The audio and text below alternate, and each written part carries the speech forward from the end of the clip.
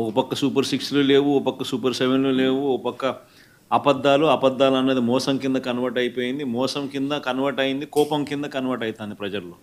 అన్ని విషయాలలోనూ ఈ ప్రభుత్వం పూర్తిగా అన్ని రకాలుగాను ఇదే రకమైన కొలాప్స్ అయ్యే పరిస్థితిలోకే పాలన ఉంది.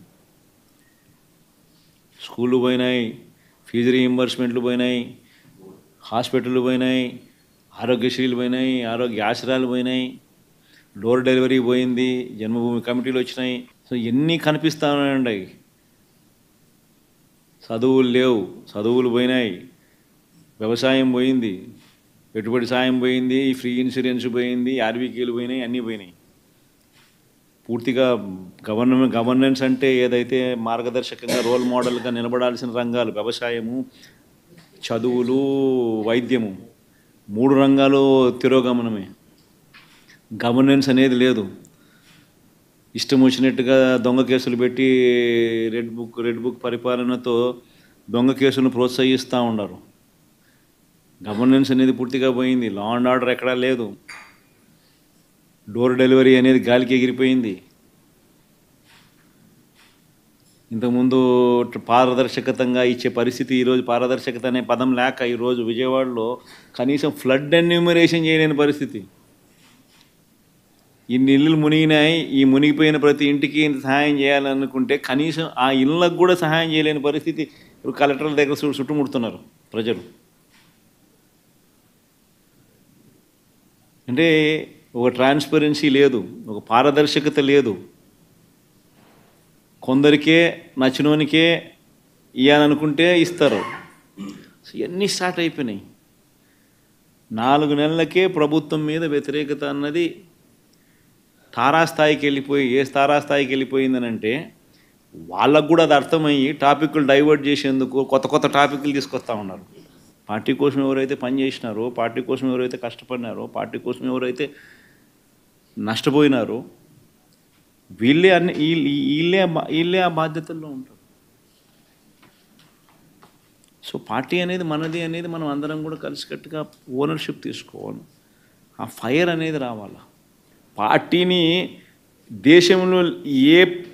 దేశంలో ఏ పార్టీ లేనంత ఇంత బలంగా ఈ పార్టీని చేయాలని చెప్పి దృఢ సంకల్పంతో నిర్ణయం తీసుకొని అడుగులు వేస్తాను నేను. అందుకని అడుగులు వేస్తాను. కేవలం ఎన్నికలు అయిపోయి 4 నెలలు కూడా కాల, 4 నెలలు అయింది. 4 నెలల్లోనే ఇంతగా నేను మిమ్మల్ని పిలిచి, మిమ్మల్ని మోటివేట్ చేసి, జిల్లా అధ్యక్షులను నియమించి, కొత్త వాళ్ళను మోటివేట్ చేసి, ఈ స్ట్రక్చర్ మళ్ళీ తీసుకొని రావాలని చెప్పి, ఇంత ఆర్గనైజ్డ్గా చేయాలని చెప్పి ఇంత మోటివేట్ ఎందుకు చేస్తూ ఉన్నానంటే కేవలం అదే, ఆ ఫైరే.